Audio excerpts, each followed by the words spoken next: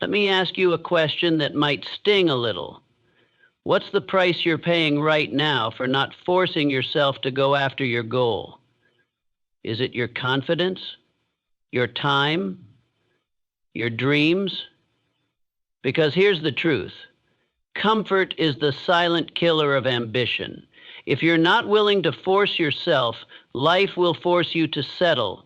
And that, my friend, is a deal with the devil himself.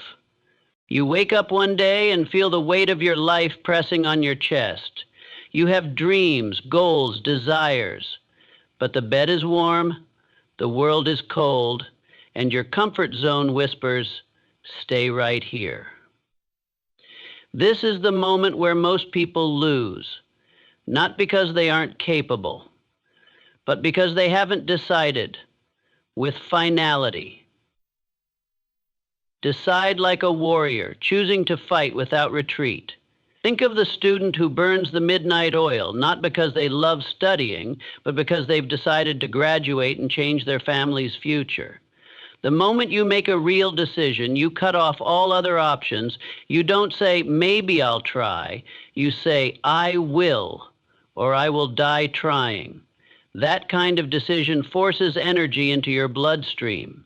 You don't need motivation when you've made a decision so strong it makes your fear tremble. Life-changing. Like a mother deciding her child will not grow up in poverty. No force on earth can stop someone who decides with that kind of fire. But making a decision is not enough. The next war begins inside your own mind. Your thoughts will betray you before the world ever does. Your brain is a master negotiator when it comes to staying safe. It will say, just 5 more minutes. Tomorrow is better. This isn't the right time. But your destiny doesn't have time for those lies. You must dominate your thoughts. Picture a boxer training at 5 a.m. while his friends are sleeping. He doesn't feel like waking up, but he forces his thoughts into submission. He says to his brain, you don't run me, I run you. You don't wait to feel confident. You speak to yourself like a champion until your mind believes it. Speak this into your soul. I was born for more. I refuse to stay small. I will win because I said so. Excuses? Everyone has them. The difference between the successful and the stagnant is what they do with them. Excuses are stories we tell ourselves to feel better about not trying. A man says he can't go to the gym because he's tired after work. But so is the single mother who works 2 jobs and still finds 30 minutes to move her body. She doesn't wait for the perfect conditions, she creates them. You can either feed your excuses or feed your dreams, but you can't do both. When you feel tired, overwhelmed, underprepared, act anyway. Success belongs to those who take action even when they feel like quitting. That's not weakness, that's power. Everyone wants greatness, but few are willing to build the habits that sustain it. Wishing will get you nowhere. Rituals will build your empire. Imagine an author who writes just 1 page every morning before the world wakes up. That single ritual turns into a manuscript, then a book, then a legacy. It wasn't inspiration, it was consistency. Your goals aren't waiting on more motivation. They're waiting for you to put them into your calendar. Whatever matters to you must become a part of your daily system. Without rituals, your dreams are sandcastles. With them, you build mountains. Your environment is either gasoline or water on your fire. You cannot run with wolves if you're hanging out with sheep. You become like the people you listen to, laugh with, spend your evenings around. If you're constantly surrounded by complainers, dream killers, and people who play it safe, you'll shrink. But sit at a table where people are building, hustling, grinding. and you'll rise just to keep up. Ever seen a group of young athletes pushing each other to lift heavier? They grow because they're in a circle that demands growth. Find people who make you uncomfortable with how high they aim. If you're the smartest one in the room, obsession has a bad reputation, but not in the world of achievers. You must become obsessed with your goal the same way a student becomes obsessed with passing the final exam after nearly failing the class. Like a musician who practices for hours because they see the stage in their mind. You must see your goal so clearly that it burns into your reality. Talk about it, think about it, study it, breathe it. Obsession is not madness, it's alignment. You're not chasing the goal casually. You're hunting it down like your life depends on it. Because in a way, it does. The mind is the battlefield where dreams are either born or buried. You can have all the skills, all the opportunities, all the resources, but if your mind is not under control, everything crumbles. Most people lose not because they lack potential, but because they lose the war within. The mind is a tricky thing.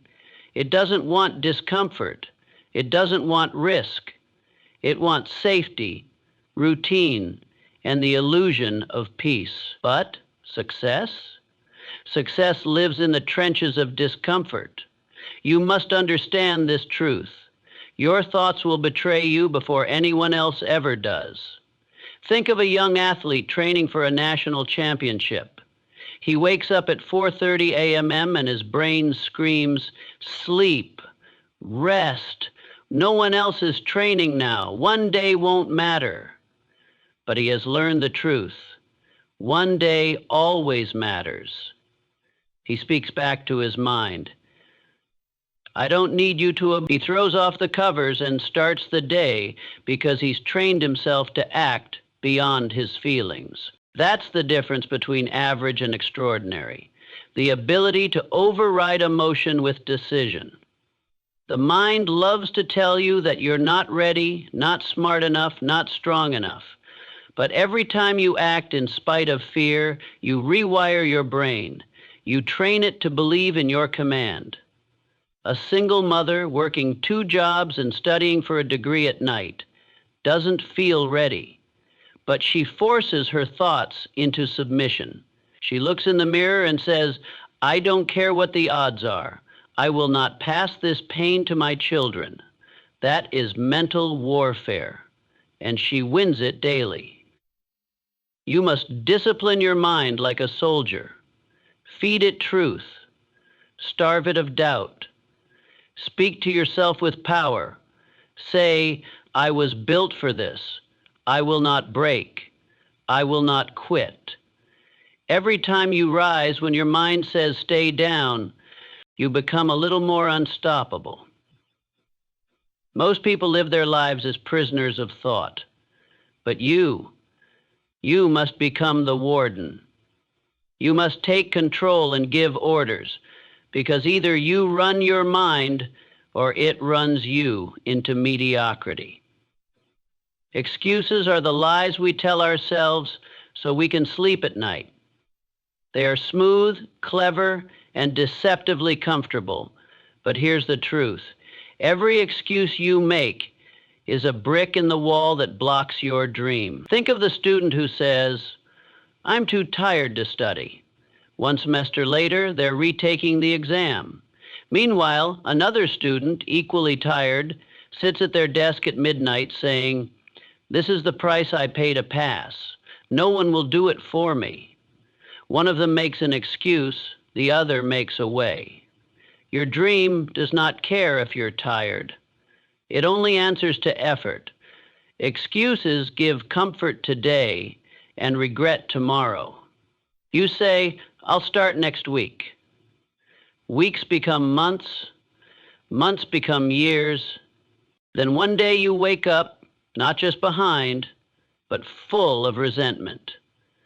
You wonder what your life could have been if you had just pushed a little harder, showed up one more day, silenced one more excuse. Excuses are like smoke. They cloud your vision and make you forget how bright your future really is. Imagine a man who wants to start a business. He says, "I don't have enough money. The timing isn't right."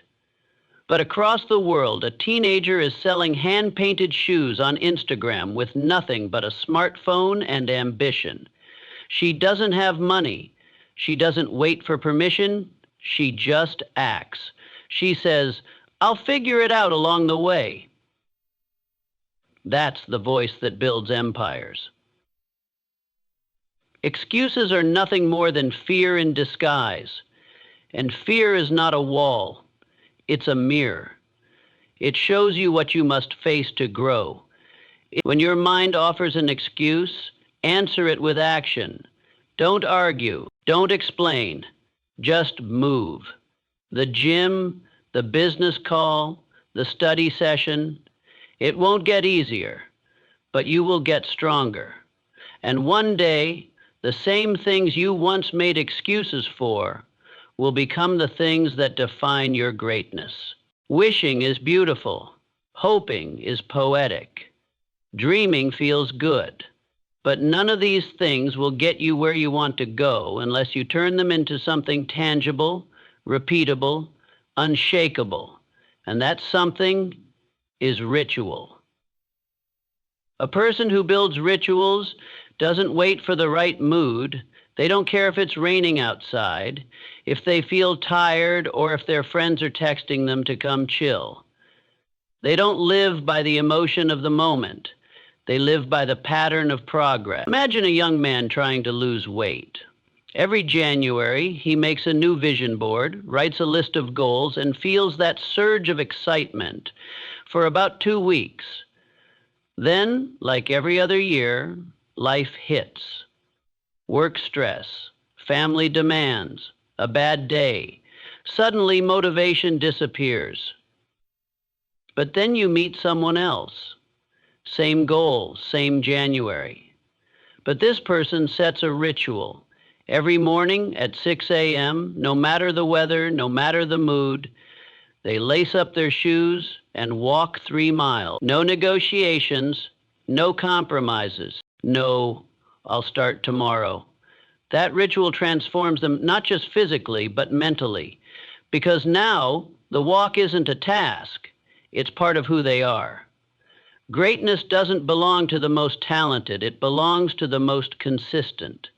And consistency isn't built on inspiration. It's built on routines that don't ask for your permission every day. Think about a writer who publishes a novel every year. People say, "Wow, you're so gifted to it out." But they don't see the ritual. Up at 5 a.m., 1,000 words before breakfast every single day, even on days when the words feel terrible, even on days when they'd rather scroll, sleep, or quit, because that ritual creates momentum. And momentum is magic. Ritual is the bridge between who you are and who you want to become. Here's the thing.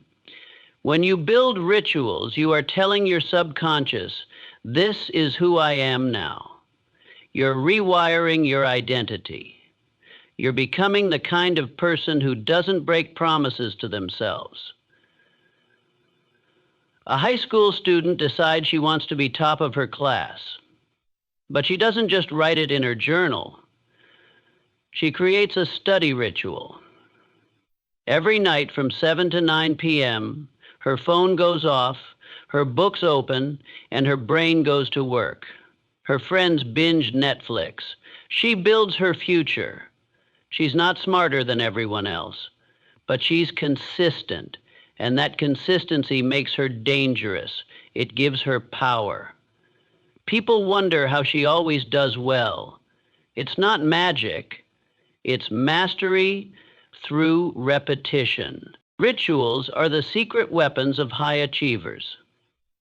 They take the decision-making out of success. You don't ask yourself, should I do this today? You say, this is just what I do. The musician who practices scales every day, even when they're bored, that's ritual.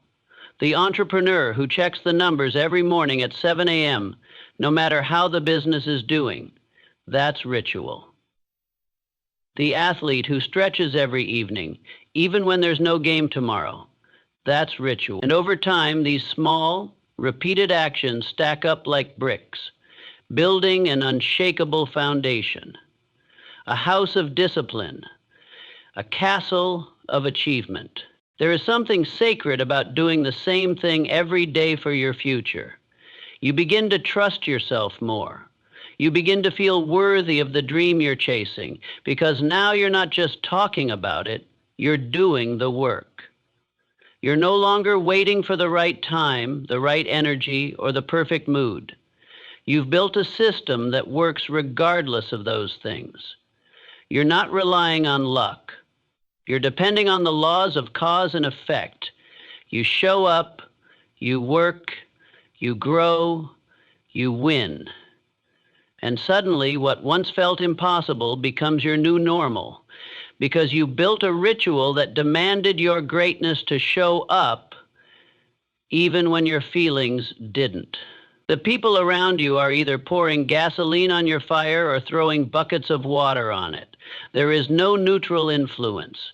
Every conversation, every laugh, every comment, it either lifts you or limits you. You don't rise in isolation. You rise in association. If you hang around 5 people who play small, you will unconsciously shrink to fit in. But if you walk into a room where everyone's talking about progress, discipline, creation, and execution, your energy shifts. You start to think bigger. You begin to believe more is possible. Your mind expands because your surroundings challenge you to expand. Imagine a young man with a dream to start his own business, but he's surrounded by friends who clock out of work and head straight to the couch, who say things like, nobody our age gets rich, or it's not worth the risk. Every time he brings up an idea, they mock it. Every time he talks about progress, they roll their eyes. Slowly, his ambition fades. Not because he's incapable, but because he's breathing toxic air. Now picture another young man with the same dream. But his friends are reading books, taking online courses, starting side hustles. They talk about investments, building brands, and leveling up. When he shares his dream, they say, go for it. How can we help? That energy is rocket fuel. Same dream, different environment. One fades, the other flies. Your circle is your ecosystem. It determines how you think, how you talk, how you show up. A flower cannot bloom in poison. You have to plant yourself in rich soil, surrounded by sunlight and nourishment. You have to audit your environment with the same urgency you'd use to escape a burning building. If your friends don't push you, they are pulling you. And if they pull you down long enough, you'll start to believe that gravity is your destiny. You must protect your energy like your life depends on it, because it does. Your dream has a fragile beginning. It needs belief, encouragement, challenge, accountability. It cannot survive around sarcasm, laziness, and jealousy. Think about a woman training for a marathon. She joins a local running group. At first, she struggles. She's the slowest. She feels out of place. But the group doesn't judge her. They inspire her. They encourage her. They share tips, pace her, push her. In a few months, she's not just keeping up. She's leading. Why? Because her environment demanded her growth. She didn't stay where it was comfortable. She chose to step into a room that challenged her to become more. And that's the decision every champion makes. They seek pressure, not pity. They run with lions, not lambs. Your surroundings don't just influence your habits, they shape your identity. If you're constantly around people who see greatness as too much, you'll start toning yourself down. But if you're around people who normalize ambition, you'll rise without even noticing. Think about it. If every person at your table is working on a new skill, building something, waking up early, pushing boundaries, what happens? You elevate just to stay in the room. That's not arrogance. That's alignment. You need people who won't let you settle. People who say, "You said you wanted this, so why are you making excuses?" People who remind you of your potential when you forget. People who clap when you win and challenge you when you get lazy. There's a reason why elite athletes train together, why successful entrepreneurs mastermind with each other, why top performers form tight circles. It's not luck, it's leverage. When you're surrounded by the right people, you start to believe that greatness is normal. And when greatness becomes your standard, average becomes intolerable. Your environment is either expanding your dream or draining it. Choose wisely. Stand guard at the gates of your life, because who surrounds you will soon become who you are. Obsession is the heartbeat of mastery. It is the silent force that keeps the lights on long after everyone else has gone to sleep.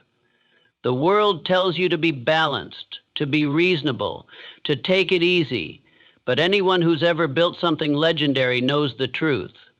Balance doesn't build empires. Obsession does. Obsession is the reason a kid practices free throws for 3 hours after the game is over. It's the reason an artist redraws the same line 100 times until it feels exactly right. It's the fire that makes you skip parties, ignore distractions, and lock in when everyone else is wasting time. Obsession is not madness. It is clarity. It is alignment between your soul and your actions. Picture a young girl who wants to become a world-class pianist. She's not the most talented in her class, but every single day, before school, after school, weekends, holidays, she's at the piano, practicing scales, perfecting technique, rehearsing with eyes closed until her fingers move without thought. Others say, she's too intense, but she doesn't hear them. She hears music in her bones. Her goal is not a hobby, it's a mission. Her obsession is her weapon. While the world scrolls and snoozes, she sharpens.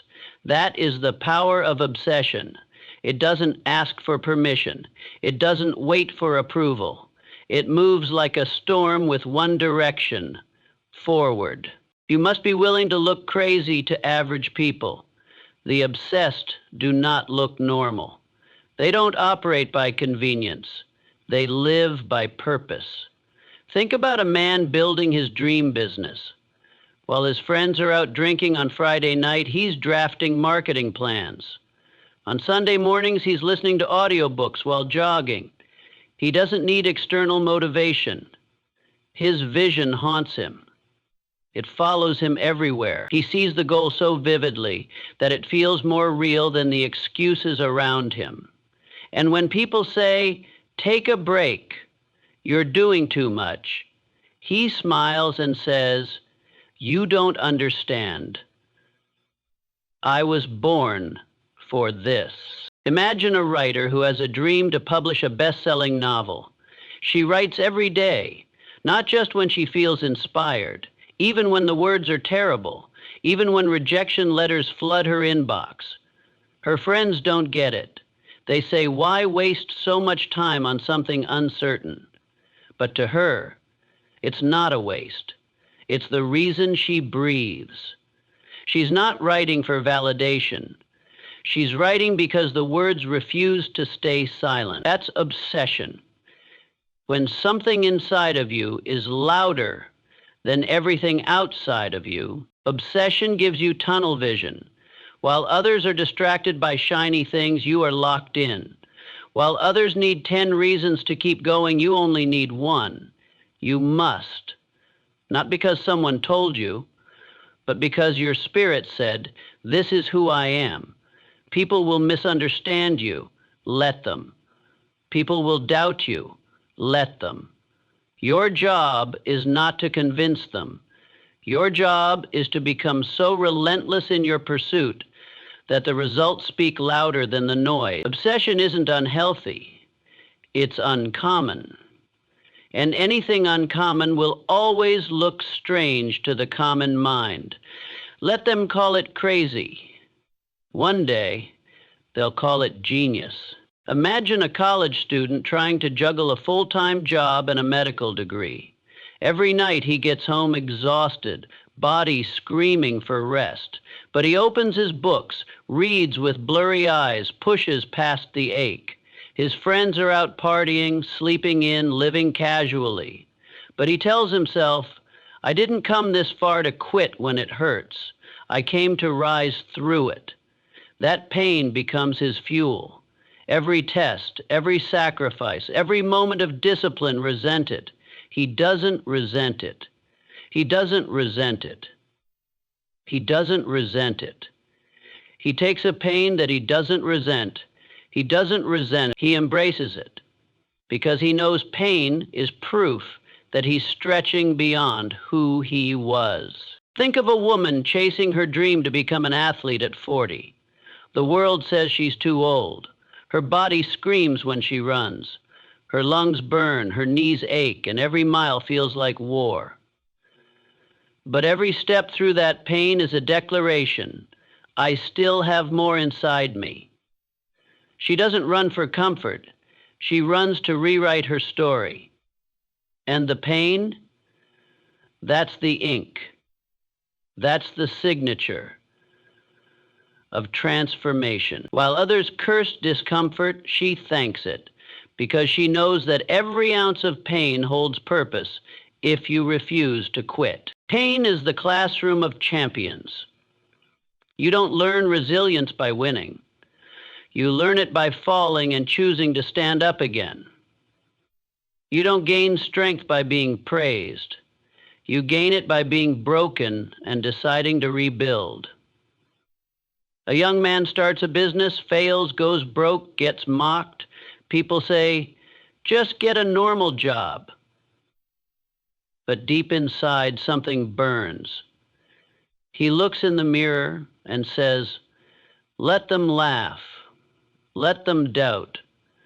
This pain will teach me what no textbook ever could." He studies, he adjusts, he grows.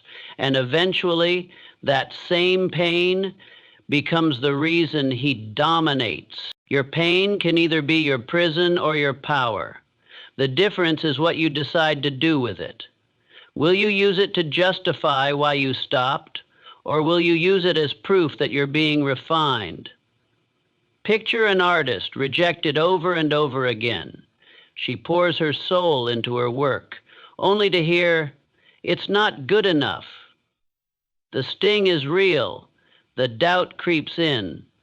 But instead of retreating, she digs deeper. She says, "If I feel this much pain, it must mean I care enough to fight." And she keeps creating through the tears, through the silence, until the breakthrough comes. Pain is not your enemy, it's your initiation. It is the test life gives you to see how bad you really want it. Anyone can chase a goal when it's easy, but the ones who rise are the ones who keep moving when it's heavy. When your muscles shake, your heart races, and your mind says quit, but you whisper back, "Not today." That is the voice that separates legends from the rest. Your future self is shaped not in the moments of joy, but in the moments of resistance. The day you keep going when everything in you says stop, that's the day your destiny shifts.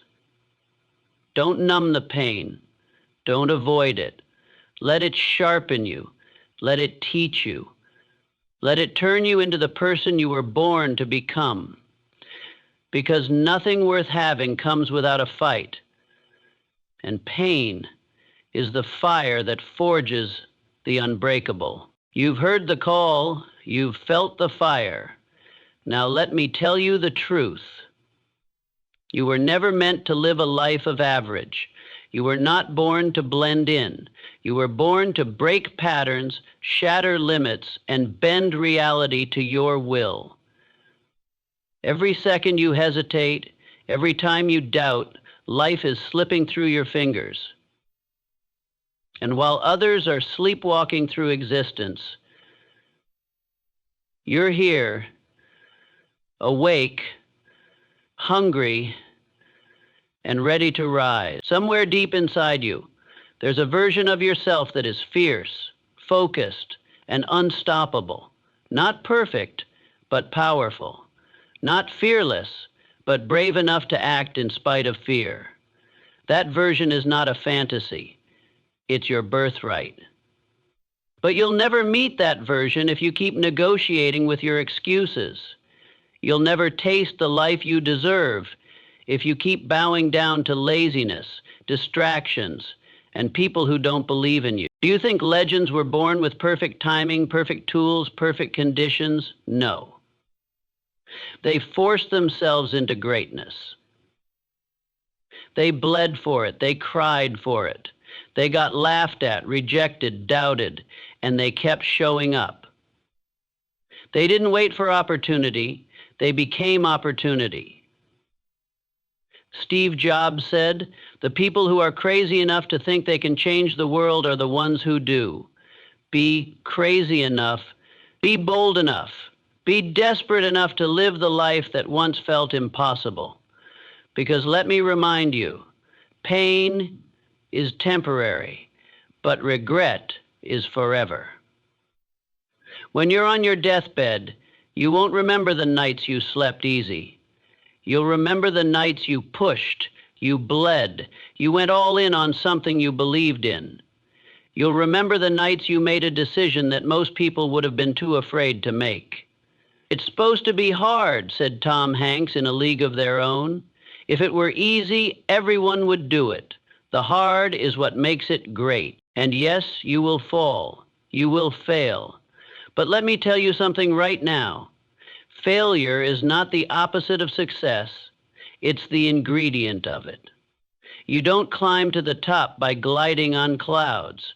You climb by slipping, sliding, falling, and clawing your way forward. So fall, then rise, break, then rebuild.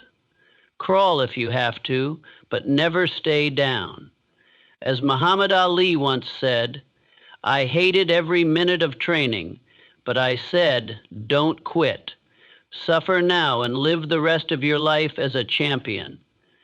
But I said, don't quit. Suffer now and live the rest of your life as a champion." You are not too late. You are not too old. You are not too broken. The clock hasn't run out. The story isn't over. Your future isn't behind you. It's waiting for you to claim it.